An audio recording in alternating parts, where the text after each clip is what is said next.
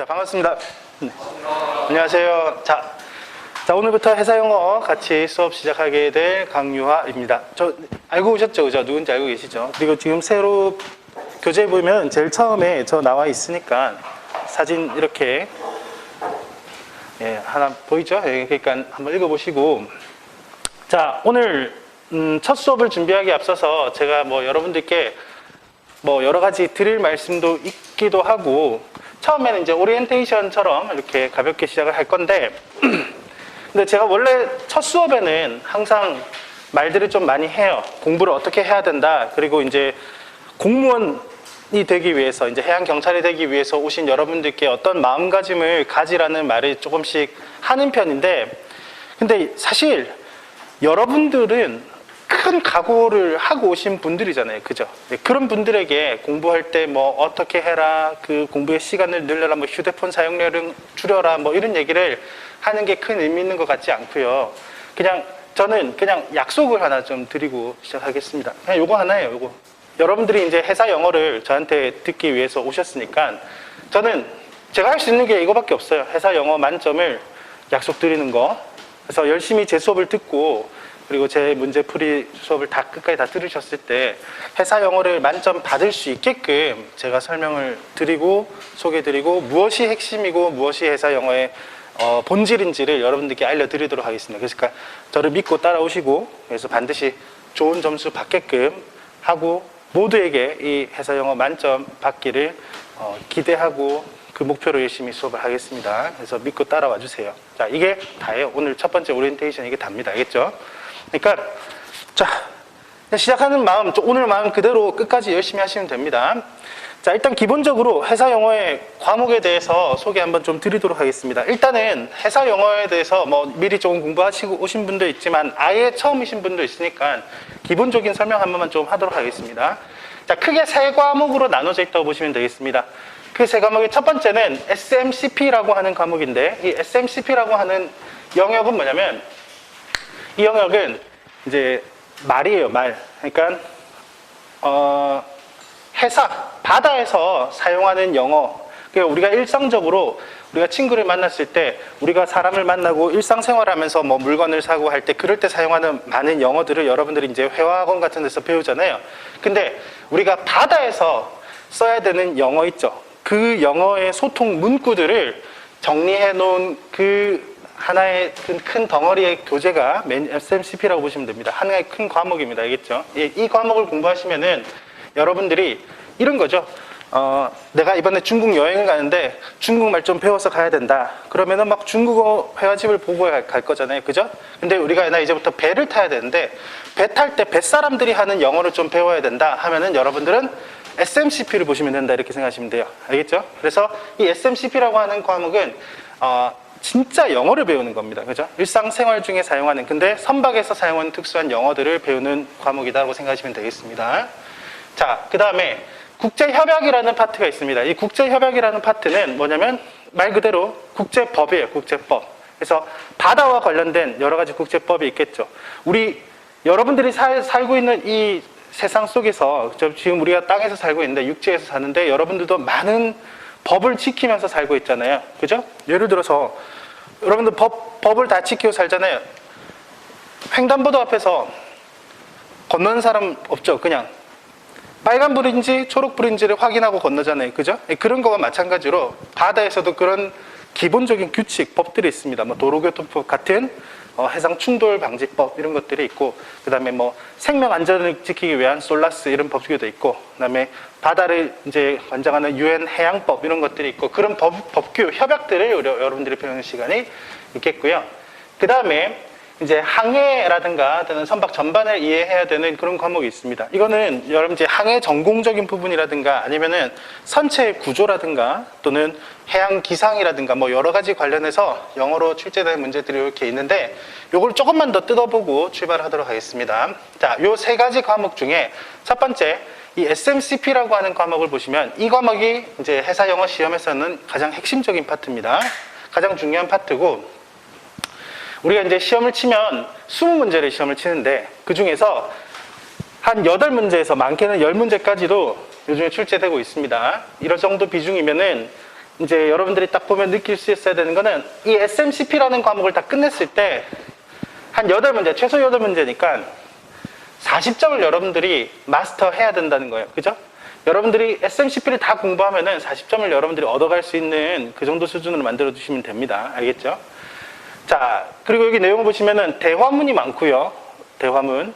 그 다음에 해사 기록. 해사 기록이라는 건 뭐냐면은 이제 우리가 말로써 하는데, 말로써 예를 들어서 그래서 도선사와 대화를 하는데, 도선사님 몇 시에 승선하세요? 어떻게 하세요? 이렇게 해서 서로 대화하는, 지금 파일럿 라더를 어느 쪽에 설치했습니다. 그리고 어떻게 하세요? 뭐 풍하측으로 만들어주세요. 이런 대화들을 하는 내용이 있다면, 해사 기록이라는 파트는 뭐냐면, 몇 시 도선사 승선했음, 몇 시 타그보트를 잡았음, 몇 시 첫 줄 나갔음, 이런 식으로 우리가 오늘 했던 것들을 글로써 기록하는 그런 부분도 있거든요. 그 해사 기록 같은 부분도 요즘에 시험에 많이 나오고 있습니다.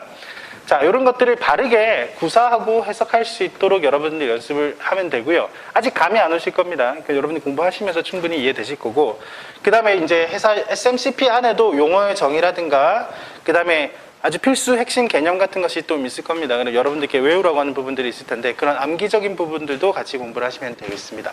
자, 쉽게 말해 SMCP가 전체로 보면 40점 정도를 차지합니다. 이건 반드시 완벽 마스터해야 되는 과목입니다.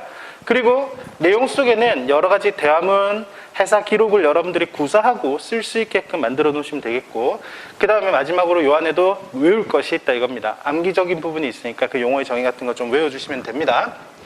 자, 그 다음에 국제협약이라는 파트에 대해서 설명드리자면, 국제협약은 하나의 과목이 아니에요. 각각 독립적인, 여기서부터 한 7개 정도의 여러 가지 협약들을 여러분들과 함께 저희가 다루게 될 건데요. 이 협약 하나하나들을 원문으로, 그죠? 영어로 된 원문으로 여러분들이 암기하시고, 그 내용을 이해하신 다음에 영문으로 된 것을 암기하시고, 그 안에 내용을 마치 내신 시험 보듯이, 내신 시험처럼 우리가 수능장에서 보는 수능, 모르는 지문을 보는 게 아니라 내신 시험 진짜 여기 요 문구가 나옵니다. 근데 요 문구 어디에 빈칸이 되거나 어디에 어떤 문구를 조금 바꿔놓거나 하는 것들을 바른 문구로 찾아 나가는 그런 것들이 문제로 나오는 파트고요. 자, 출제 비중이 굉장히 높아지고 있는 부분입니다. 알겠죠? 여기는 한 요것도 이것들 다 통틀어서 한 40점 정도를 여러분들이 문제로 풀게 될 거라고 생각하시면 됩니다. 그죠? 그럼 아까 전에 SMCP 40점, SMCP 40, 그 다음에 협약 40. 이 두 개만 해도 80점이에요. 그죠? 이 두 개를 다 맞추면 이제 고득점의 방향으로 좀 가는 거예요. 고득점 길로 가는 거고. 자, 40점 정도를 받고, 일단은 공부 방법으로는요, 반드시 이제 한국말로 100% 그 내용을 이해를 해야 돼요. 이거는 뭐라고 했냐면, 국제협약, 국제법이라고요, 법. 여러분들이 대한민국의 헌법을 다 외우고 계시는 분 아무도 없잖아요. 그죠? 반도 모를 겁니다. 그죠? 대한민국 헌법 본 적도 없을 거예요. 그런 것처럼 국제협약적인 부분들도 여러분들이 한 번도 본 적이 없는 부분에 있어서 공부를 해야 되는데, 그러면은 어떻게 해야 되냐면 먼저 한국말로 이해를 해야 됩니다. 예를 들어서 선박과 선박이 충돌 상황에 있을 때 어떤 동작을 취해야 되는지를 한국말로 먼저 공부를 해요. 공부를 한 다음에 그거를 영어로는 어떻게 표현하는지를 보고 그 영어에 사용된 여러 가지 핵심 단어들을 외우는 식으로 공부를 하시면 되고, 그럼 제가 힌트를 다 드리겠습니다. 제가 뭐가 시험에 나올 수 있는 부분인지 힌트를 드릴 테니까 따라와 주시기 바랍니다. 자, 그리고 요 안에 마찬가지로 이건 법이기 때문에 규정이 있고 여러 가지 숫자들도 막 등장을 하고요. 그런 것들 세부적인 내용들을 반드시 암기를 하셔야 됩니다. 알겠죠? 자, 그 다음요.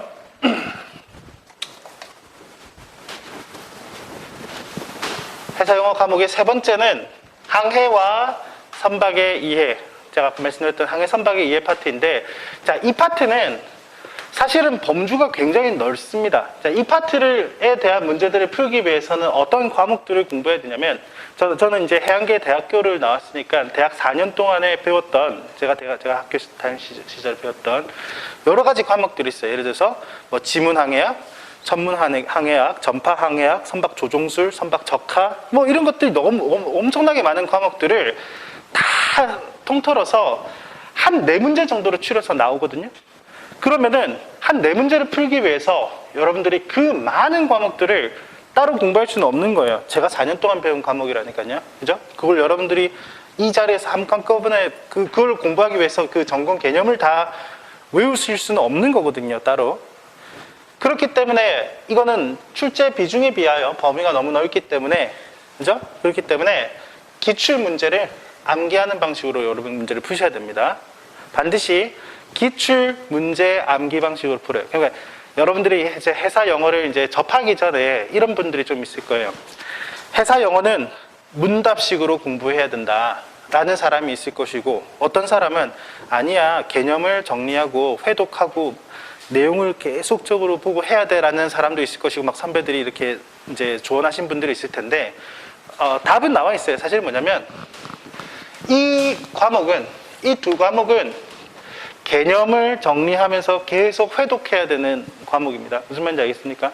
그래서 제가 이제 이 교재가 있으니까 이 교재를 3번, 4번, 5번 반복해서 계속 읽어보신 분이 반드시 좋은 점수를 받게 돼 있는데, 요 파트 있죠. 항해와 선박의 이해 파트는 많은 문제를 풀어보셔야 되는 과목입니다. 실제로 문제도 예전에 기출됐던 거를 그대로 가지고 와서 다시 똑같이 문제를 내는 경우들이 많기 때문에 반드시 이 과목만큼은 기출 문제를 암기하는 방식으로 공부해야 된다. 회사 영어에 잘 나오는 개념이 있어요. 그런 것들을 같이 풀어보시면서 남은 20점을 채워나가시면 됩니다. 그래서 남은 20점을 채워나가시는데, 자, 여기 보시면 제가 항해와 관련된 이제 전공 내용이 이제 20점이 들어가잖아요. 지금 여기서 선택하신 과목이 기관이신 분 계신가요? 기관 한 분, 두 분, 세 분 정도. 그러니까 항해가 주류잖아요, 그죠? 근데 이제 기관을 선택하신 분들에게는 이 항해가 전공인 부분이기 때문에 조금 어려울 거예요. 어려울 겁니다. 그렇지만 기관이시더라도 충분히 이해할 수 있게끔 제가 가장 쉬운 말로 설명드리려고 제가 노력을 할 겁니다. 그러니까 여러분들이 어느 정도만 이해를 하시면은 문제를 좀 암기해 주시고, 기관이신 분들, 그 다음에 항해 전공이신 분들 있죠. 그분들은 처음 들으신 분은 초반에는 잘 모르지만 제가 일부러 이 파트를 제일 마지막에 이제 수업의 시간을 제일 마지막에 넣어놨거든요. 그래서 앞에 여러분들이 김성곤 교수님하고 열심히 수업하시고 공부하시고 나중에 제 회사 영어 수업을 들으러 오셨잖아요. 그때 되면은 아주 쉽게 이해할 수 있을 겁니다. 이 내용이 굉장히 쉬워질 거예요. 그러니까 왜냐하면 항해에서 들었던 것을 여기서 또 들으니까.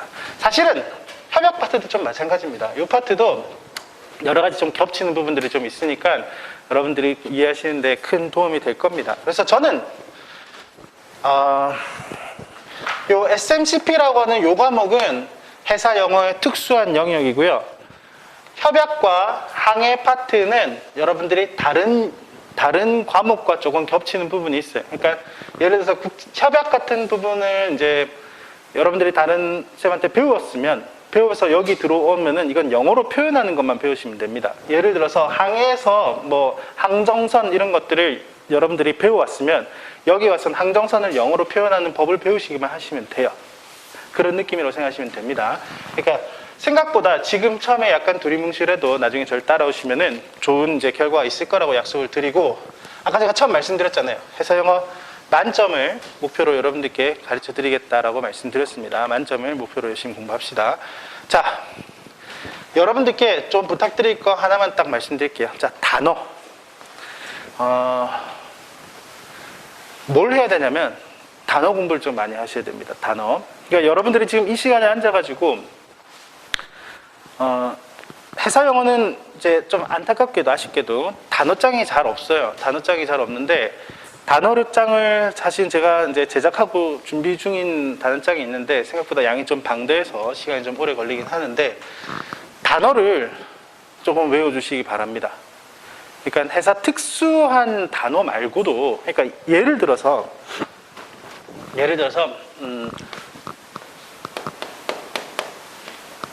배튼 다운이라고 썼다.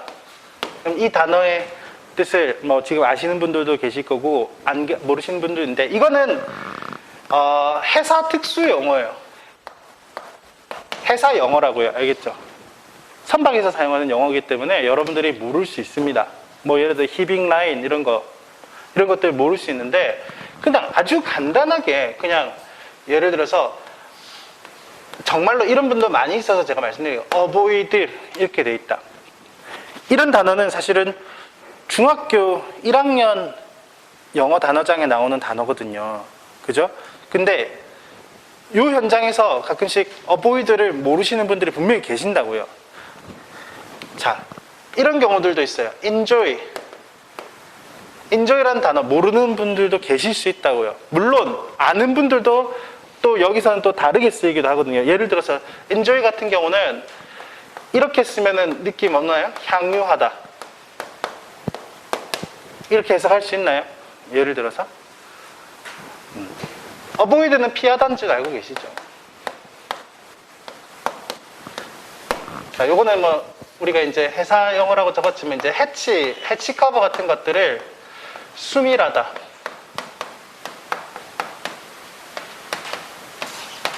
자, 이런 건 모를 수 있어요. 제가 알려드립니다. 알겠죠?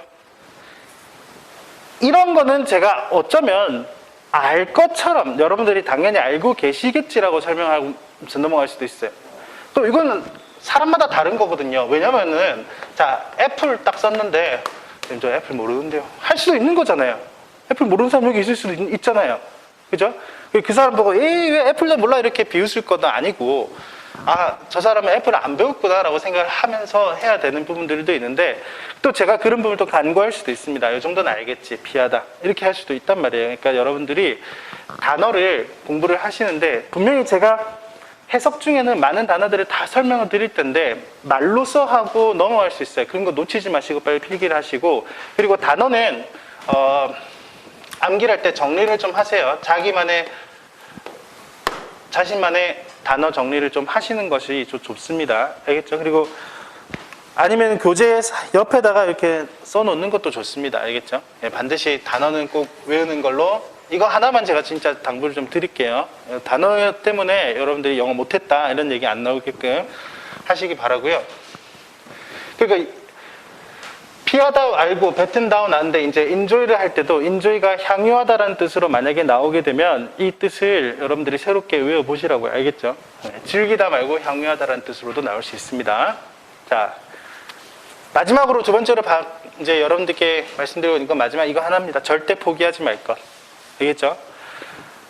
절대 포기하지 마세요.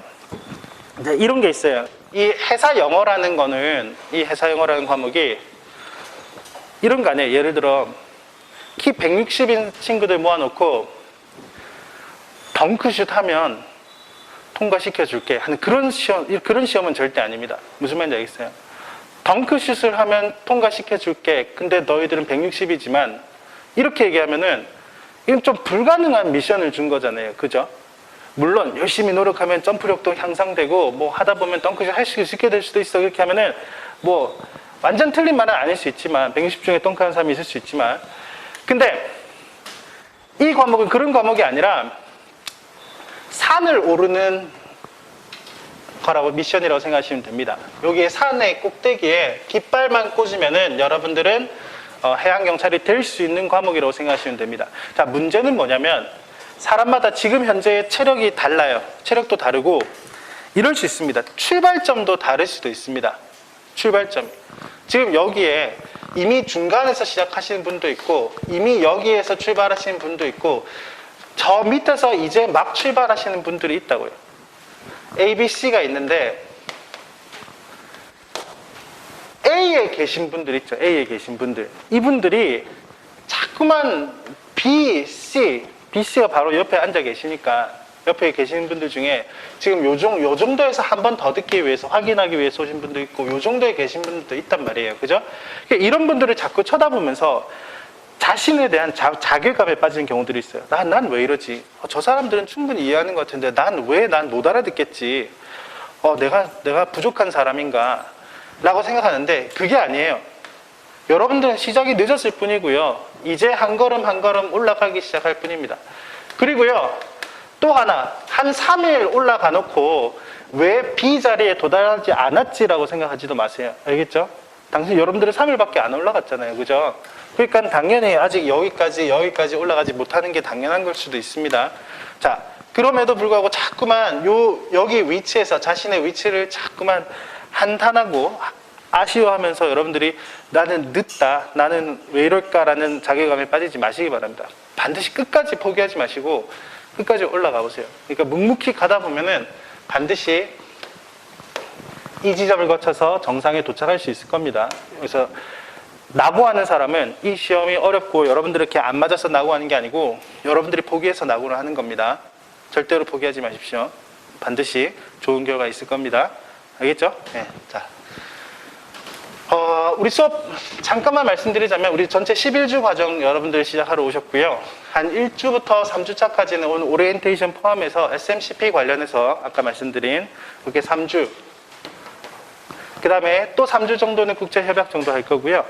플러스 마이너스 5차 조금 있을 수 있습니다. 그 다음에 마지막에 2주 정도는 항해 선박의 이해 파트를 이렇게 해서 총 요 세 단원을 이렇게 8주에 걸쳐서 개념 설명을 하고요.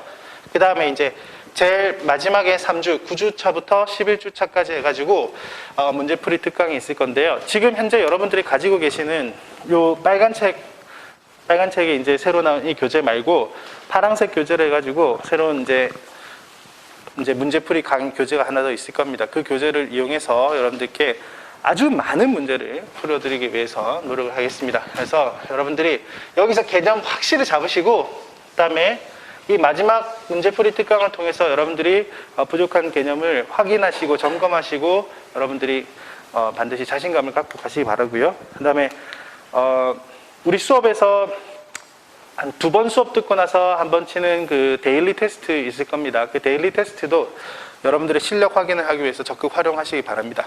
아시겠죠?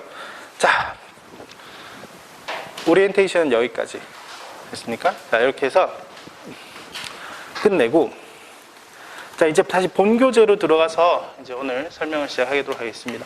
자, 책이 바뀌었어요.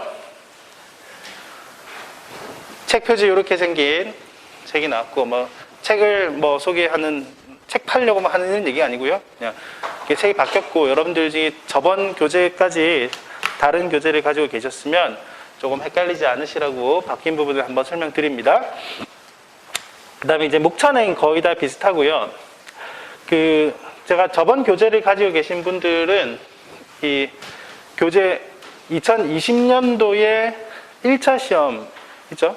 제 최근 마지막까지 2020년 1차니까 그 시험 내용들이 이 교재 안에 들어가 있지 않습니다. 그래서 이번 과정에서는 2020년 1차까지 시험 다 포함해서 여기 넣었고, 그럼 여러분들 이 교재 안에는 자, 어떻게 생각하시면 되냐면 회사 영어의 시험에 나오는 개념적인 파트는 다 들어가 있다 생각하시면 됩니다. 알겠죠? 물론 하나 정도 시험을 쳤는데 한두 개 정도 안 나올 수 있는 부분이 있을 수도 있습니다. 그런 것들은 문제풀이 같은 데서 문제 암기를 통해서 여러분들이 보완을 좀 할 겁니다. 자, 그리고 개념 다 들어가 있고, 그 다음에 기출문제 있죠, 기출문제. 기출문제가 싹 다 들어가 있다고 보시면 되겠습니다. 역대 기출문제가. 2004년도부터 저희가 다 넣어놨습니다. 그러니까 4, 5, 6, 한 10몇 년, 16, 7년도 가까이 기출문제가 싹 다 들어갔는데, 여러분들이 이제 실질적으로 20문제를, 20문제를 문제를 풀 때 그걸 이제 순차적으로 넣은 것이 아니라 개념에 따라서 이렇게 분산시켜 놨어요. 기출문제를 다 분산시켜놨고 구석구석에서 여러분들이 이 기출문제를 좀 만나게 될 건데 그건 문제 풀면서 여러분들이 이해를 해보시면 되겠고요. 자, 일단 출발하겠습니다. 3페이지 일단 먼저 펼쳐주시고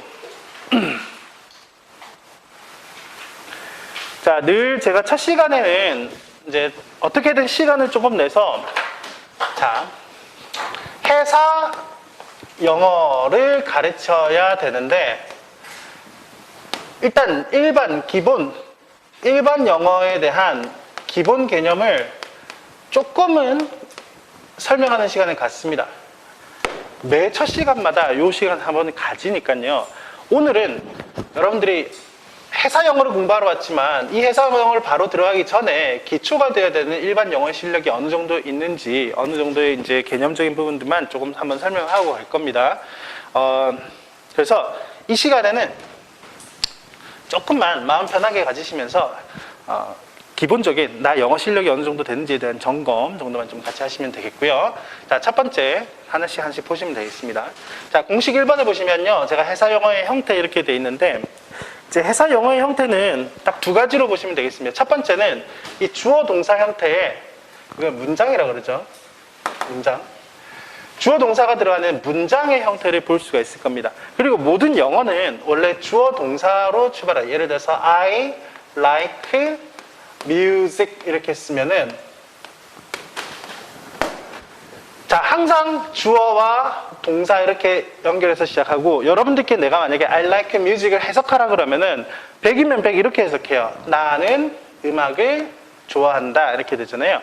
근데 저는 여러분들께 권고하기로 만약에 여러분들 지금도 국제협약이나 이런 거 공부할 때 나는 저울로 들어서 음악을 그래서 다시 이쪽으로 돌아오는 방식으로 좋아한다 이렇게 공부를 해서는 여러분들의 해석이 굉장히 어려워질 가능성이 높습니다. 그러므로 문장을 해석할 때는 나는 좋아한다 이렇게 해석하세요. 알겠죠? 주어 동사를 먼저 말해주는 연습을 좀 하세요. 나는 좋아한다 음악을. 그게 여러분들의 사고예요. 자, I met 이렇게 했어요.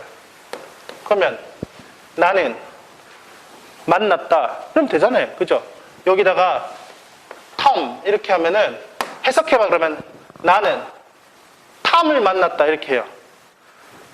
여기 분명히 만났다라고 할 수 있으면서도 할 수 있다고 여러분들 할 수 있는데도 불구하고 나는 다시 탐을 만났다로 탐부터 먼저 말하고 만났다를 뒤에 말하는 습관이 있거든요. 한국 사람들의 습관입니다. 예, 그런 것들을 최대한 버리려고 노력하세요. 예를 들어서 in the park 이랬어요. 그럼 공원에서잖아요. 그죠? yesterday 어제잖아요. 그렇게 내용 다 들어왔음에도 불구하고 여러분들은 다시 이거 한국말로 해석해봐 이렇게 하면 이렇게 한다니까요. 나는 어제 공원에서 탐을 만났다. 거꾸로 들어온다는 얘기예요. 그죠? 여러분들은 그러지 마시고 나는 만났다 탐을 공원에서 어제 이렇게 가려고 노력하세요. 자, 이게 문장입니다. 자, 이런 식으로 생긴 자 문장이 있고요. 그 다음에 명사 덩어리가 있습니다. 명사 N 덩어리인데 이걸 명사라고 합니다. 자, 명사 덩어리가 또 회사 영어를 공부하는 동안에 굉장히 많이 나오는데 그 이유는 뭐냐면 용어의 정의예요. 용어의 정의 때문입니다. 자, 여기 보시면 I like music은 문장인데요. A tool to cut paper 이거는 문장이 아니에요. 자, 이걸 설명하면서 잠깐만 하자면 a tool이 예를 들어서 이걸 문장이라고 생각하는 사람은 tool은 주어야. to cut이 동사야. 그러면 도구는 tool은 도구예요. to cut 자른다 종이를 도구는 자른다 종이를 이렇게 해석하는 오류를 범할 수 있는데 이거는 그게 그렇게 해석하는 게 아니라 이 to cut paper가 앞에 있는 to를 설명하는 즉 종이 자르는 도구 종이 자르는 도구 주어는 동사 한다가 아니라 종이 자르는 도구라는 하나의 의미 덩어리예요. 종이 자르는 도구 그러면서 그것은 무엇입니까? 하고 물어보는 것이 회사 영어에 제일 많이 나오는 패턴입니다. 알겠죠? 종이 자르는 도구가 뭘까요? 그건 뭐예요? scissors. 가위. 이렇게 우리가 얘기하겠죠. 그죠? 종이 자르는 도구는 가위잖아요. 그죠? 그러면은 이렇게 하겠죠. 선박을 육지에 단단하게 매는 라인을 뭐라 그래요? 그건 무어링 로프 이런 식으로 말하는 것처럼 이런 식으로 하나의 명사 덩어리를 정의로서 주거든요. 그런 것들을 여러분들이 이해를 좀 하시면 됩니다. 자, 밑에 바로 한번 맞춰보세요. 꼭 이제 명사인지 문장인지 맞추는 건 그렇게 중요하진 않지만 그래도 한번 어떤 식이 나오는지 한번 보겠습니다. 자, 첫 번째 거 보시면은 a vessel, 선박이라는 뜻입니다. 그죠? 선박. 그 다음에 restricted by her ability 이렇게 돼 있어요. 괄호 한번 좀 쳐볼게요. 이렇게. 자, restricted라는 단어는 뭐냐면 제한된 이런 뜻입니다. 제한된. by her ability 이건 능력이죠. 그러면 능력에 의한 제한이 있는 선박. 그리고 이 능력을 설명하는 말 한 번 더 꾸며볼게요. to maneuver. to maneuver라는 것은 조종하는 능력입니다. 조종하는 능력. 그 다음에 by the nature of her work. 이 덩어리도 한번 읽어볼게요. by the nature라는 것은 nature라는 게 자연 말고 성질 또는 본질 이런 뜻이 있어요. her work는 그녀의 작업 이렇게 되어 있습니다. 자, 잠깐만 얘기하고 갈게요. 자, she, her 이거는 선박입니다. 알겠죠? 선박을 여성으로 나타내기 때문에 she나 her라고 표현합니다. 자, 그녀 작업에, 선박의 작업의 본질에 의해 to maneuver, maneuver는 조종하다, 예, 조종하는 능력에 있어서 제약이 일어난 선박. 다시 조종 능력에 제한이 생긴 거예요. 알겠죠? 왜? 작업의 성질 때문에. 예를 들어서 어떤 선박이 있는데 이 선박이 그냥 항해를 하면서 쭉 가는 선박이 아니라 이 선박이 예를 들어서 해적 케이블을 까는 선박이에요. 그럼 해적 케이블을 까는 작업을 함으로써 마음껏 조종이 안 되는 그런 조종 능력에 제한이 생긴 선박. 그렇죠? 예, 이런 선박이 무엇이냐라는 것이 회사형에서 자주 나오는 문제 중에 패턴의 하나인데, 자, 어쨌든 우리가 지금 물어본 거는 문장인가요? 명사인가요? 물어봤는데 이거는 하나의 명사 덩어리죠. 다시 능력에 제약이 있는 선박이고 조종 능력입니다. 작업의 성질에 의해서 조종 능력에 제약이 일어난 선박이고 이건 명사 덩어리인데, 그래서 그거에 대한 정답은 뭐냐? 이게 뭐냐를 이제 물어본다면, 아까 전에 종이를 자르는 도구는 가위였다면 이건 뭐냐? 이건 뭐냐면 SMCP 용어로 여러분들이 여기 회사 영어 공부를 하러 왔으니까 요거 하나 외워주시고 가셔야 되겠죠. hampered vessel이라는 표현을 사용합니다. hampered vessel. 됐나요? 자, 작업 때문에 작업의 어떤 본질상 조종을 못하는 거예요. 그 능력이 제약이 일어난 선박입니다. 그런 선박을 hampered vessel이라고 하는 것을 지금 오늘 온 김에 이 회사 영어와 관련된 이런 영어 단어 하나 외워보시고요. 제가 아까도 말씀드렸지만 단어 공부를 열심히 하셔야 되는데 ability를 모를 수도 있어요. restricted를 모를 수 있습니다. maneuver를 또 모를 수 있어요. 근데 사실은 maneuver 정도는 이제 회사 영어에서 나오지만 restrict, ability, 그 다음에 work, nature 이런 것들은 사실은 회사 영어가 아니거든요. 회사 영어가 아니라 중학교 영어거든요. 그러니까 이런 부분에서도 여러분들이 힘을 좀 키워 주셔야 돼요. 만약에 공부하다가 이거 잘 몰랐다 그러면 따로 restricted 여기다 한 번 더 여기다 restricted 한번 적어 보시고 따로 해서 단어 정리를 좀 하셔야 알겠죠. 꼭 영어 실력 자체도 조금 키우시긴 하셔야 됩니다. 단어량을 좀 많이 올려 주셔야 되겠고, 그 다음에 hampered vessel이라는 요 단어는 회사 영어로서 외워 주시라고요. 회사 영단어 알겠죠? 자, 두 번째 the vessel. 아, 그리고 이럴 수도 있잖아요. vessel은 뭔데? 이렇게 할 수도 있잖아요. 나 ship은 아는데 vessel은 모를 수도 있죠. 예, 그런 사람들까지도 고려를 하고 있는데 vessel은 선박입니다. 알겠죠? 자, 여기 보시면 cold at이거든요. 아, 이건 선박이 cold at 부산. 이거는 주어 동사가 있는 문장인 거죠. 그래서 이거는 문장이고요. 이런 형태를 문장이라고 이렇게 얘기를 하고요. 자, cold at이라고 하는 단어 하나 외워갈게요. 자, cold at. 여기다 적어보겠습니다. cold at. 그렇죠? cold at. 이거는 한국말로 기항하다 이렇게 암기해 주셔도 돼요. 기항하다. cold at. 자, 누군가에게 전화하다 이런 뜻 아니에요. 전화도 아니고 부르다 아니고 기항하다입니다. 최근 회사 영어 시험에 나왔던 영어 하나 알려드릴게요. 똑같은 문장에서 cold at이냐 cold in이냐 둘 중에 하나 고르라는 문제가 최근에 나왔습니다. 실질적으로 2018년도 문제에서 cold at과 cold in 둘 중에 하나 고르라는 문제가 나왔어요. 그냥 요 정도 느낌의 아주 간단한 시험일 수도 있습니다. 여러분들 이렇게 아주 단순한 단어 정도의 느낌을 묻는 문제로부터 조금 더 복잡한 협약적인 부분의 개념을 묻는 문제까지 다양한 문제들이 나올 거니까 여러분들이 대비를 하시면 되겠고, 자, 여기서 여러분들이 챙겨갈 것들은 이런 건 이런 식으로 명사 덩어리도 있고 문장도 있구나 는 사실은 그렇게 중요한 게 아니고, 요 설명 중에 나왔던 hampered vessel, 그다음 cold at 이런 거 정도는 단어 외워 가져가시면 되겠죠. 오늘 2개 배웠다고 생각하세요. 회사 영어 2개 배운 거예요. 알겠죠? 자, 그 다음에 공식 2번에 능동태와 수동태. 자, 영어 해석을 잘하기 위해서 능동태와 수동태를 반드시 알고 가셔야 되는데, 여러분들이 이제 중학생 정도 돼서 중학교 한 1, 2학년 때 영문법 배울 때는 능동태, 수동태에 대해서 막 한 2타임, 3타임에 걸쳐서 공부를 합니다. 우리는 한 2분 만에 끝냅시다. 알겠죠? 능동태, 수동태. 자, 동사, 일반적인 동사는 여기 wrote 하면 밑줄 그을게요. wrote. 이거는 어떤 동작을 하다라고 해석합니다. 하다. 그래서 탐은 wrote 하면은 쓴다의 개념 과거니까 썼다 이렇게 해석하시면 됩니다. 탐은 썼다.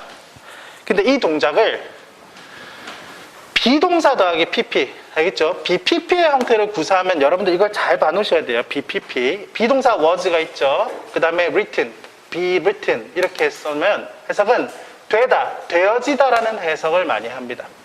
되어지다. 하다가 아니라 되다, 되어지다. 물론 뭔가를 받다, 뭔가 당하다 이런 식으로 쓸 수도 있어요. 됐나요? 그렇지만 이 해석을만큼은 반드시 하는 건지 되는 건지 구별해 보세요. 이 수동태가 회사 영어에 너무 많이 나옵니다. 수동태 회사 영어에 너무 많이 나와요. 왜냐하면 그럴 수밖에 없어요. 왜냐하면은 우리의 능동이라는 거는 보통 주체가 사람일 때 쓰는 거야. 나는 한다, 나는 한다, 나는 한다 이렇게 하는데, 보통 사물은 예를 들어서 책상은 고친다가 아니라 고쳐진다. 알겠습니까? 사물이 들어 올린다가 아니라 들어 올려진다. 이런 것처럼 뭐뭐 되어진다. 문이 열려진다. 이런 것들 있죠. 내가 문을 열 거고 문은 열려지는 거고. 책은, 소설은 쓰는 게 아니라 쓰여진다. was written, 쓰여졌다. 이렇게 표현하는 거예요. 자, 위에 보면 탐이 그 소설을 썼다라고 했죠. Tom wrote the novel. 그 다음에 the novel was written by Tom. 이 두 개는 같은 영어입니다. 알겠죠? 탐이 소설을 쓴 거나 소설이 탐에 의해 쓰여진 거나 같은 거잖아요. 그죠? 같은 건데 표현 방식이 이렇게 비동사와 PP 형태를 사용해서 사용을 한다. 이게 능동, 수동의 큰 개념이고, 동사만 한번 좀 잘 보세요. 동사를 PP 형태로 쓰고 있으면 되어진다. 이렇게 해석하실 겁니다. 연습 하나 하겠습니다. 연습. 자, 밑에 문장에 이 sagging이라는 단어 있죠? 네, sagging 하나 메모치고 갑니다. sagging. 자, 저건 회사 영어예요. 회사 영어. 알겠죠? 예를 들어서 세상 영어 잘하는 미국 사람 데리고 와가지고 완전 미국 사람인데 sagging 뭐야? 이러면 sagging 모르는데요? 모릅니다. 알겠죠? 왜냐하면은 여러분들이 한국 사람이지만 슬기로운 의사 생활에 있는 대사 못 알아듣잖아요. 그렇지 않나요? 그 의사들 대화를 못 알아듣는 거. 여러분 의사 전공을 안 했으니까 모르는 것들랑 똑같이 이거는 여러분들의 전공 영어예요. sagging은. 근데 요 안에 있는 나머지들은 전공 영어가 아닌 부분이 있습니다. 그런데 해석하는 데만 조금 확인해 볼게요. 자, 여기 보시면은 is brought about 밑줄 한번 꺼볼게요. is brought about 이렇게. 자, 이건 회사 영어 아니지만 우리가 확인을 해보는 거예요. bring about.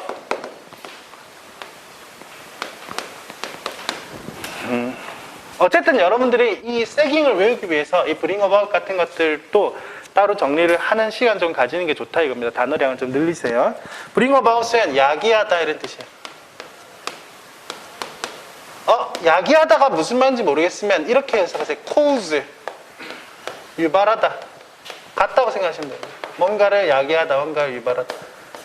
그럼 요거 해석 한번 해볼게요. sagging은 is brought about. 유발된다. 이렇게 해석하시면 되죠. sagging은 유발된다, 야기된다, 유발된다 이렇게 하는 거예요. 한번 끊고요. 아, 그럼 sagging이 일어나는구나, 유발되는구나. when, 이거 뭐 할 때죠. 뭐 할 때. The ship is supported. 여기 밑줄 한번 꺼볼게요. is supported. 아, 그럼 support라는 동사만 알면 되잖아요. support. 지탱하다. 떠받치다. 이렇게 들어갈 거 아닙니까? 그죠? 근데 사실은 서포트 배우러 오신 분들 아니에요, 여러분들. 그렇잖아요. 서포트라는 거는 사실은 이것도 중학교 영단어장 같은 데 보면 나오는 단어고요. 여러분 지금 이거 배우려고 하는 거 아니고요. is supported 이렇게 하면 떠받쳐진다. 지탱하다가 아니라 지탱되다. 받쳐지다. 그 다음에 for and after by two waves. 이거는 괄호 좀 쳐놓을게요. 이 sagging을 푸는데 가장 핵심적인 부분 중에 하나입니다. for and after는 앞, 뒤라는 뜻입니다. 앞, 뒤. 그 다음에 by two waves는 두 개의 파도, wave가 파도입니다. 두 파도의 by, 의해서 앞뒤에서 받쳐진다는 겁니다. 그러면 세깅이 일어나려면 두 파도에 의해서 앞뒤에서 받쳐져야 되네. 그죠? 그 다음에 so that, 이 so that이라는 건 뭐냐면 so that이라는 것은 원래 이제 해석법이 두 가지가 있는데 뭐뭐 하기 위해서라는 뜻도 있고 또는 그 결과 이렇게 해석할 수도 있습니다. 접속사니까 이거는 뜻만 정도 알고 나눠주세요. 그 결과 the middle of the vessel, middle, 중간 부분이 얘가 주어예요. is strained. is strained. 자, strain이라는 동사를 볼게요. 압박하다 또는 뭐 압력을 가하다 이 정도의 느낌으로. 자, 여러분들 오해하시면 안 되는데 지금 제가 여기다가 써드린 bring about, support, strain이라는 이 동사들은 회사 영어 시험 공부하는데 전혀 안 중요한 단어들입니다. 근데 여러분들께 제가 적어드린 이유는 뭐냐면 여러분들이 단어 공부할 때 자세를 이 정도로 이렇게 좀 가져보라고는 마음으로 적어 놓는 거예요. 그리고 이제 지금 이왕 수동태 공부하니까 수동태의 느낌에서 이 동사가 어떻게 쓰여지는지를 생각하라고요. 자, strain 압박을 가하다인데 여기서는 압박을 가해지다라고 해석해야 되겠죠. 가해지다, 되어지다. 무슨 말인지 알겠죠? 그것도 어디로? In the opposite direction. opposite direction. 반대 방향으로. 됐죠? 자, 두 개의 파도에서 떠받치면 미들, 중간이 반대 방향으로 압력이 가해지는 때, 그때 일어난다, 야기된다. 다시 한번 처음부터 해석할게요. sagging이라는 것이 있는데 sagging은 is brought about, 야기된다, 일어난다. when, 언제? 선박이 supported, 받쳐질 때. 어디에서? 앞뒤에서. 뭐에 의해? 두 개의 파도에 의해서. 그 결과 선박의 중간 부분이 is strained, 압박이 가해진다. 압력이 가해져요. 반대 방향으로. 자, 이걸 지금부터 설명하겠습니다. 자, 여기에 선박이 있어요. 배가 이렇게 놓여져 있고요. 자, 이렇게 배가 놓여져 있는데 파도가 있는데 파도가 앞에서 파도가 한 번, 뒤에서 파도가 한 번, 이렇게 두 개의 파도에 의해서 이렇게 압력이 가해집니다. 받쳐집니다. 서포트 됩니다. 그래서 어떻게 돼? 선박의 이 중간 부분이 그 반대 방향, 떠받치는 반대 방향으로 is strained, 압력이 가해지니 그래서 이 선박은 어떻게 되어지냐면 이 선박이 약간 아랫방향으로 이렇게 휘어지는 현상이 일어나게 되죠. 됐습니까? 이렇게 휘어지는 현상. 이게 바로 sagging입니다. 자, 사실 여러분들이 오늘 저한테 배워야 되는 거는 sagging이에요, sagging. 근데 이 sagging을 배울 때 여러분들이 수동태를 모르면 이 수동태와 이런 단어들을 좀 모르면은 해석이 좀 까다로울 수 있겠죠. 맞죠? 그래서 일단 영어 정보 공부 좀 하시고 그 다음에 sagging의 개념이 이런 걸 외웠어요? 그럼 다시 한번 집에 가서는 이 영어 덩어리를 딱 놓고 이 영어 덩어리를 놓고 계속 분석하는 거야. bring about이 야기하던데 야기되다. 그래서 선박이 받쳐지는구나, 앞뒤에서. 그래서 선박의 중심 부분이 반대 방향으로 힘을 받는구나, 압력이 가해지는구나. 그래서 일어나는, 이런 식으로 그려진 형상이 sagging이라고 하는구나. 그러면서 난 sagging을 공부했어. 이렇게 하는 거죠. 그러고 나면 여기에 했던 이것들은 이제 없어지셔도 되는 거예요. 여러분들 아는 단어가 되면서 이제 끝나는 거예요. 알겠죠? 그러면서 마지막에 남아있는 거는 sagging 하나가 딱 남아야 됩니다. 무슨 말인지 아시겠죠? 자, 영어 공부를 이렇게 하시면 됩니다. 자, sagging이라는 개념은 최근 2019년인가요? 기출문제입니다. 19년 기출문제. 이게 그대로 시험에 나왔어요. 빈칸 뚫어서 여기 정답이 뭐냐 이렇게 나왔던 거예요. 나중에 같이 풀어볼 겁니다. 자, 그 다음에 공식 3번에 접속사와 전치사. 자, 그리고 오늘만 이렇게 공부를 이런 이제 영어처럼 영어 같은 공부를 하는 거고 실질적으로는 영어 공부는 하지 않습니다. 알겠죠? 그냥 sagging이 뭔지 이런 것만 공부를 할 거예요. 자, 접속사와 전치사인데 접속사와 전치사 사실은 굉장히 비슷한 녀석이에요. 비슷한 녀석인데 이제 구조가 다른데 자, 보시면은 이제 전치사라고 어렸을 때부터 많이 배웠죠. 전치사라는 건 뒤에 명사를 달고 하나의 의미 단위를 형성하고요. 접속사는요, 뒤에 문장을 달고 의미 단위를 형성해요. 근데 이 두 개가 결국은 같은 의미일 때가 많아요. 예를 들어서 이 전치사 중에 because of라는 전치사가 있어요. 그러면 because of you 이렇게 하면 너 때문에 이렇게 되죠. 너 때문에. because of you. 너 때문에. 접속사는 of가 뺀 because는 접속사거든요. because I love you는 뭐야? because I love you 이러면 내가 널 사랑하기 때문에. 너 때문에. 나 널 사랑하기 때문에. 말이 조금 길이가 좀 달라져서 그렇지 결국은 그 문장 속에서 쓰임은 똑같거든요. 이유를 나타내는 전치사와 접속사거든요. 구조가 조금 다를 뿐. 그러니까 요거는 덩어리를 잡아줘야 되는데 여러분 보시면 전치사 명사 덩어리는 in, on, at, 뭐 전치사 in, on, at, to, for, of, by, with, about 이런 것들의 의미 정도는 대략적으로 알 겁니다. 그죠? 얘가 이끄는 명사까지 이 명사까지를 꼭 괄호를 치려고 노력을 하세요. 제가 아까 전에도 위에 막 설명하다 보면은 어디서부터 어디까지 막 괄호 치고 한 거 본 적 있을 겁니다. 그 한 덩어리, 의미 덩어리를 좀 잡아주기 위해서요. 자, 그 다음에 접속사들도 이렇게 덩어리를 좀 괄호 쳐주면 되는데 이건 괄호 치기가 좀 애매할 수 있습니다. 너무 좀 길면 그냥 툭 끊어주거나 앞에서 끊어주거나 이 정도만 하셔도 상관없습니다. 알겠죠? 근데 뜻들은 혹시 아는지 한 번만 생각해 보세요. 자, 제가 좀 빠르게 볼 테니까 혹시 모르는 뜻이시면 적으면 됩니다.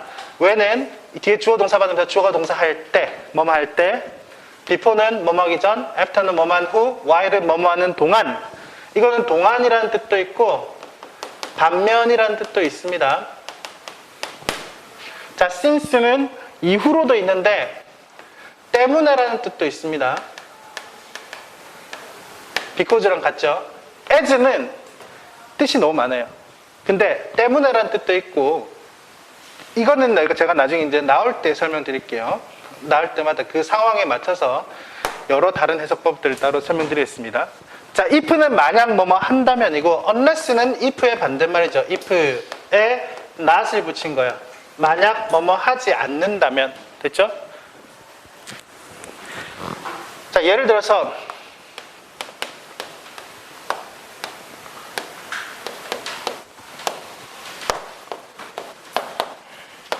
unless you come early 이렇게 돼 있어요. 그 무슨 뜻? 너가 일찍 오지 않는다면, 야, 너 일찍 오지 않으면, 않는다면 이런 뜻입니다. 알겠죠? unless는 만약 뭐 하지 않는다면. 자, though, although는 같은 뜻입니다. 뭐 even though 이런 것도 있고 더 많이 있는데 여러분들 이제 어렸을 때 배운 기호 좀 더듬어 보라고 지금 한번 소개해 드립니다. 자, 접속사 that 있죠, that. 이 접속사 that은 뭐뭐라는 것 이렇게 해석합니다. 뭐뭐라는 것. 자, 내용 덩어리를 묶어줍니다. 자, whether는 뭐뭐인지 아닌지. so that 방금 나왔죠. 그 결과 이렇게도 해석하고 그 다음에 뭐뭐 하기 위해서 이렇게도 해석합니다. 자, 얘들이 이끄는 문장과 함께 얘들의 의미 정도를 여러분들 조금 알고 계세요. 근데 아주 잠시지만 요 바로 앞에도 벌써 when도 나왔었고 so that도 나왔었어요. 맞죠? 자연스럽게 연결돼 왔었어요. 바로 위에 문장 세깅할 때 when 하면서 뭐뭐 할 때 이렇게 나왔었고 so that 그 결과 나왔었잖아요. 그죠? 그러니까 이런 것들이 진짜 생각보다 자주 나오니까 얘들의 의미 덩어리 좀 이해하시고, 사실은 요 밑에 아이들은 크게 중요하지 않습니다. 이거 회사 영어가 아니고요. 그냥 한 번만 해석해 볼게요. when 다음에 asking for help, when 다음에 asked to help 이렇게 나왔잖아요. 자, 여기에서 제가 하나 설명드리고 싶은 거는 접속사 뒤에는 주어 동사를 쓰라고 했는데 아주 짧게 ing가 나오거나 ed만 나왔을 때 해석하는 방법 살짝만 하나 알려드릴게요. 이렇게 ing가 나왔을 때는 할 때라고 해석하시면 됩니다. 할 때. 요거는 될 때라고 해석하시면 돼요. 위에는 능동이고 밑에는 수동으로 해석하시면 됩니다. 그래서 asking for help, 도움을 요청할 때, 도움을 요구할 때 be polite, 정중하게 하세요.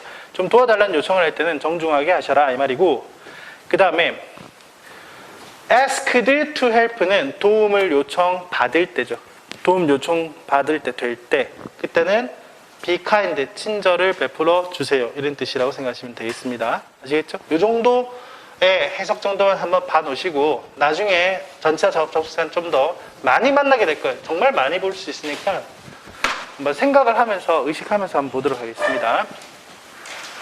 자, 공식 4번 후치 수식어. 자, 후치 수식어는 대한민국 사람이 영어를 못하게 만드는 가장 큰 원인 중에 하나입니다. 후치 수식어 때문에 여러분들은 영어를 못해요. 알겠습니까? 이건 뭐냐면 어떤 명사가 있는데 그 명사를 설명하는 말들이 명사 후에 위치해서 명사를 설명한다는 거예요. 예를 들어서 우리나라 사람들은 야, 나 어제 도서관 갔다가 만난 그 여자가 나한테 카톡 왔어. 했어. 그러면은 제가 방금 수식어를 하나 적었잖아요. 내가 어제 도서관에서 만난 그 여자. 도서관에서 만난 그 여자예요. 한국말로는 여기에 이 명사 그 여자를 꾸며주는 도서관에서 만나는 여기다가 적었어요. 도서관에서 만난 그 여자 이렇게 했죠. 그죠? 근데 영어는 그 여자 도서관에서 만나는 여기다가 써야 돼요. 이해됩니까? 영어로 표현하면 그 여자니까 the girl 그 다음에 who I met in the library 뒤에서 꾸며주거든요. 무슨 말인지 알겠죠? 그래서 이 회사 영어도 마찬가지고 후치 수식어가 너무 많이 나와가지고 여러분들이 조금 해석할 때 굉장히 까다로울 수 있습니다. 그런 것들을 여러분들께 제가 풀이 해드리는 게 저의 역할이고요. 특히나 이런 경우들이 있어요. 이 명사, 이 후치 수식어의 수식을 받는 이 명사가 주어였다고 칩시다. 그러면은 여기서부터 막 꾸며주는 말이 나오고 이 말이 끝난 다음에 동사가 이어져 나와요. 이렇게 주어와 동사가 굉장히 떨어져 있는 영어를 많이 만나게 될 거예요. 특히나 국제협약에서 많이 만나게 될 겁니다. 굉장히 어려운 조문이에요. 그런 것들을 분석할 때 이런 것들을 반드시 뒤에서 괄호 쳐서 꾸며주면서 해석해낼 수 있어야 된대요. 간단한 것들, 아주 간단한 것들만 좀 볼게요. 여기 보세요. The garden, 정원이에요. 정원. Full of flowers. 어떤 정원? 꽃이 가득한 정원. 됐죠? 그것이 is beautiful. 아름답다. 얘가 주어, is가 동사. 이렇게 연결시키는 거예요. 알겠죠? 여기도 괄호 쳐볼게요. people. 사람들이에요. 근데 어떤 사람들? 파티에 참석해 있는, 파티에 있는 사람들은 이제 여기가 동사입니다. are singing and dancing. 노래하고 춤추고 있다. 이런 식으로 뒤에서 괄호 쳐서 어떤 정원, 어떤 사람들 할 때 뒤에다가 쓰는 겁니다. 실질적으로 영어들은 전부 다. 그러니까 이런 부분이 까다롭고 이 투부정사, 분사구, 관계사절 이런 것들도 나오는데 해석법만 적어놓고 나중에 제가 설명드릴게요. 투부정사는 이렇게 해석합니다. 뭐뭐 할. 해석법 이렇게. 현재 분사는 뭐뭐 하고 있는. 과거 분사는 뭐뭐 되어진. 자. 그 다음에 관계사절은요, 바로 밑에 설명할 거니까 제가 여기까지만 딱 적어 놓으세요. 자, 그 다음에 공식 5번 관계사절의 다양한 해석 한번 보도록 하겠습니다.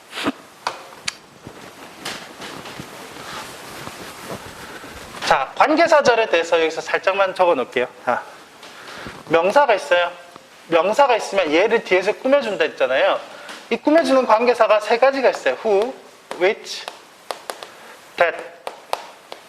얘가 이끄는 문장이 있습니다. 이 문장이 완전한 문장인지 불완전한 문장인지 이런 것들을 여러분들이 공채 영어를 가거나 아니면은 여러분들이 뭐 토익 공부를 하거나 이럴 때 굉장히 시험에 많이 나와요. 그래서 which와 where의 차이를 물어보거나 하는 것들이 굉장히 많이 나오는데 우리는 그걸 공부할 필요 없어요. 다행히도 여러분들은 회사 영어 공부하시는 분들은 정말 다행히도 이런 깊이 있는 공부 안 해도 됩니다. 해석만 할 줄 알면 돼요. 어떻게 하냐면 여기부터 괄호 쳐서 앞에 살짝 꾸며주면서 어떤 명사 꾸며줄 수만 있으면 됩니다. 알겠죠? 오케이? 자, 예를 들어 해볼게요. The boy who I like 이렇게 했어요. 어떻게 할래요?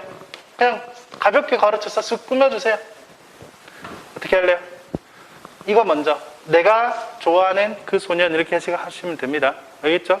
뭐 The book which I read yesterday 이렇게 돼 있어요. 어떻게 해석할래요? 여기서부터 가로쳐서 살짝 꾸며주면 돼요. 어떤 책? 내가 어제 읽은 책. 이런 식으로.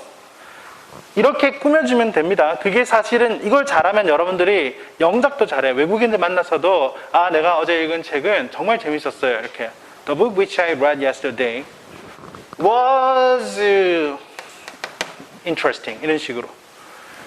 이게 주어가 되고 이제 was가 동사가 됩니다. 이게 바로 영어의 영문에서 가장 많이 쓰는 구조들입니다. 알겠죠? 후치수식어.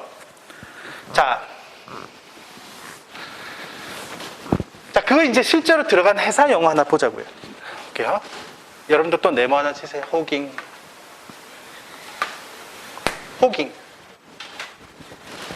자, 호깅은 is a stress. 잘 보세요. 스트레스다. 명사 하나 나왔죠? 근데 스트레스를 명사를 한국말로 바꾸기 조금 까다로울 수 있습니다. 스트레스는 뭔데요? 아, 스트레스. 그죠? 과도한 업무에 찌든 어떤 그런 거죠. 근데 요거는 이 정도 한국말로 하면 중압감 정도로 생각하시면 돼요. 중압감. 알겠죠? 힘, 받는 힘, 중압감 이런 걸 스트레스라고 볼 수 있겠죠. 그죠? 그래서 나오고 그 다음에 which가 나왔습니다. which. 그럼 괄호 열어서 꾸며주라면서요. 그죠? 그래서 이렇게 괄호 딱 닫아볼게요. 어떤 스트레스인데 호깅은 어떤 스트레스냐면 a ship's hull or kill인데 자, 선박의 hull, kill, hull 또는 kill인데 hull은 뭐냐면 선체 선박의 그 껍데기, 덩어리 있죠. 선박 껍데기, 선체 덩어리 이렇게 이런 식으로 생긴 이 덩어리, 이 자체 이걸 hull이라고 이렇게 합니다. hull 또는 kill은 뭐냐면 선박 제일 중심부 바닥에 있는 긴 이런 이게 대들보 같은 보 이런 걸 kill이라고 그러는데 선박에 있으면 이 kill이라는 용어는 하나 지금 바로 외워가세요. kill. 선박의 제일 중간에 선수부터 선미까지 이거 제가 삐뚤하게 그렸는데 선수미를 딱 이렇게 연결시키는 제일 중심선 이거를 kill이라고 얘기합니다. 알겠죠? 선박에서 가장 최저면이기도 하고요. 한 가운데 놓여 있으니까 선수미 라인과 같기도 하고요. 이걸 kill인데 이걸 한국말로 하면은 용골이라는 표현을 쓰는데요. 당연히 용골이라는 표현을 외우는 게 맞지만 여러분들은 회사 영어를 공부할 때는 그냥 kill 이렇게 외우세요. kill. 그러니까 용골이다라는 말 진짜 더 안 써요. 그냥 kill이라고 쓰는 거죠. 예를 들어서 텔레비전을 텔레비전이라고 그러잖아요. 다른 말 있어요? 없죠? 무슨 수상기 이렇게 안 하잖아요. 버스를 버스라고 그러고 택시를 택시라고 하는 것처럼 kill은 kill해야겠죠. 그렇게 이해하는 게 제일 좋습니다. 가끔씩 해상 영어 공부하면 꼭 한국말로 번역하려고 하는 노력들이 있어요. 앵커를 영어로 한국말로 뭐라 그래요? 앵커. 닷. 근데 닷이라고 표현을 하면 되는데 이게 너무 좀 불편한 거예요. 이게 오히려 더 불편하고 앵커가 더 편한 겁니다. 알겠죠? 앵커는 앵커라고 딱 이해를 하시면 되는 거예요. 가끔씩 영어 공부할 때 다 한국말로 번역해야지라고 하시는 분들도 계시는데 자, 어쨌든 그거 떠나가지고 너무 엉뚱한 얘기지 말고 선박의 선체나 용골이 experience가 동사거든요. 얘가 이제 주어가 되고 선체나 용골이 경험하는 스트레스다. 됐죠? 제가 뭐라니 experience는 경험하다요. 다시 이 상황에서 제가 experience를 설명드리진 않겠다 이 말인 거예요. 왜냐하면 experience는 다 안다고 생각하기 때문인 거죠.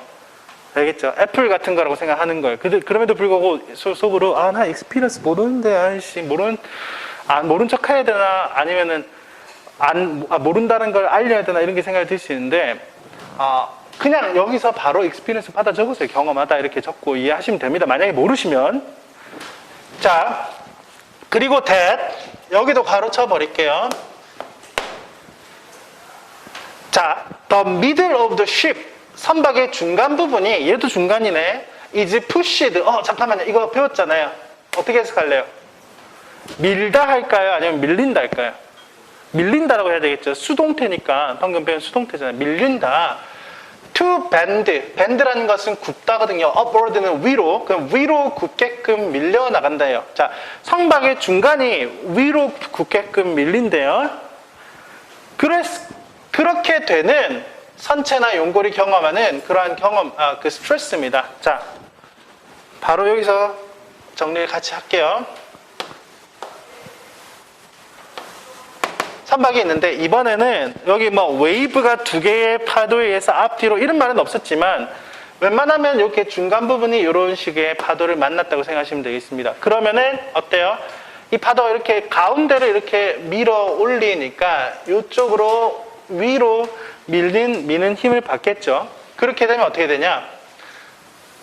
선박이 이런 식으로 굳게 되는 겁니다. 됐습니까? 그럼 이걸 뭐라 그러는데요? 이거를 호깅이라고 표현을 한다 이거죠. 호깅. 됐습니까? 세깅, 호깅. 회사 영어 시험에 진짜 많이 나오는 큰 개념 두 개를 여러분들 지금 공부하신 겁니다. 세깅 하나, 호깅 하나. 시험에 정말 많이 나와요. 그러면 다시 한 번만 생각하자면 우리 마음속에 한국말로 정리할 거는 뭐냐면 선박의 배가 등이 이렇게 위로 구우면 안 돼. 호깅. 밑으로 이렇게 처지면서 구우면 뭔데? 그건 세깅. 이렇게 외웁니다. 먼저 외우고 영어로 표현한 건 저기 가서 저것들을 다시 외우는데 제가 항상 힌트를 드리기 위해서 항상 설명했던 거 하나 설명해 놓고 갈게요. 자, 이렇게 신나게 웃고 있는 친구가 한 명 있는데 여기에 누가 땡꼬를 팍 때렸어요. 땡꼬 후반 팍 때렸더니 여기서 이렇게 뭐가 났죠? 혹이 났어요. 이렇게 가운데가 볼록 솟아올라서 혹이 났어요. 그죠? 예, 그게 호깅입니다. 별거 아닌 것 같지만 요거가 기준이 되면 여러분들이 다시는 이거에 대해서 절대로 세깅과 호깅 헷갈리는 일이 없을 겁니다. 이렇게 가운데가 볼록 혹이 솟아오르듯이 혹이 난 게 호깅입니다. 다른 게 세깅이고요. 안 까먹을 겁니다. 시험 치다가 제 생각이 날 겁니다. 분명히. 자, 그래서 이게 호깅이다. 이제 호깅이라는 단어 이거 하나 딱 외워주시고요. 그 다음에 여기서 실제로 뭐뭐 하는 스트레스 이렇게 꾸며주는 걸 여러분들 외워주시고. 알겠죠? 그 다음에 두 번째 보시면 가끔씩 명사 뒤에 콤마 있고 위치가 나올 때 있어요. 그러면은 이 위치 안에 이 명사 넣어서 이렇게 해서 하세요. 그것은 이렇게 해석하고 바로 이어서 해석해서 나가세요. 이거 우리가 어렸을 때 해석법은 이런 말로 배울 수 있을 거예요. 이제 중학교 때인가? 관계대명사의 계속적 용법 이렇게 배운 적 있을 거예요. 말은 들어본 것 같은데 관계대명사 계속적 용법 들어본 것 같은데 뭔가 어떻게 써먹는지 모르겠고 잘 내 건 아닌 것 같은 그런 거 있죠. 그거 너무 어렵게 생각하지 마세요. 그냥 어떻게 한다고요? 이 위치를 이 명사를 담아서 그것은 이렇게 하시면 된다고요. 알겠죠? 자, 다음 여기에 who, which, that은 불완전한 문장이고 when, where, how, why는 완전한 문장을 이끌거든요. 자, 이게 중요하지 않아요. 회사 영어에서는 중요하지 않아요. 공채 영어에서 중요합니다. 알겠죠? 그 다음에 토익에서 중요합니다. 회사 영어에서는 중요하지는 완전 불완전은 버리시고요. 얘도 후치 수식어니까 괄호 쳐서 꾸며주시면 됩니다. 자, 세 번째 개념. 여기 다음 개념 한번 잘 볼게요. maneuvering speed. 요거 네모치세요. maneuvering speed. 한국말로는 조종 속력입니다. 조종 속력. 자, 이 조종 속력이라는 것은 선박의 reduced speed, reduced는 감소된 이라는 뜻입니다. 감소된 속력이다.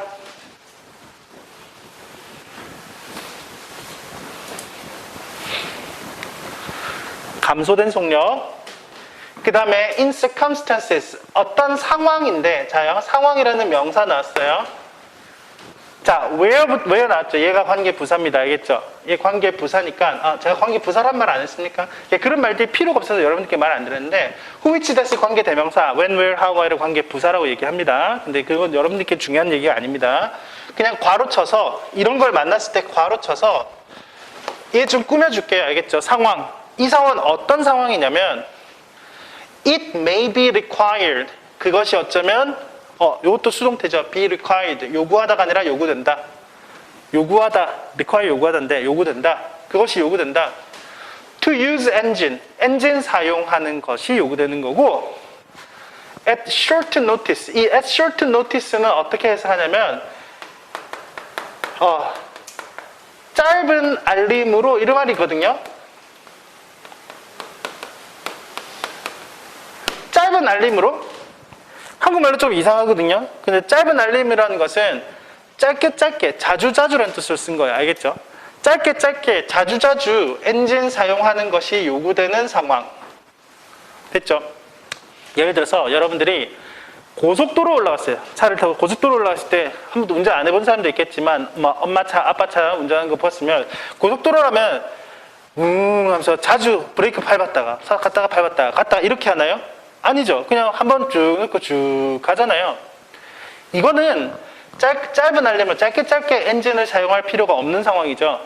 근데 여러분들이 서면 한복판에 확 나갔습니까? 그것도 러시아워에, 그죠? 퇴근 시간에 나갔는데 가다가 섰다가 신호 대기했다가 또 가다가 섰다가 가는 갔다가 또 끽 서고 계속 갔다 밟았다 이렇게 하잖아요. 그죠? 이게 바로 짧은 알림으로 엔진을 사용할 것이 요구되는 그런 상황인 거예요. 알겠죠?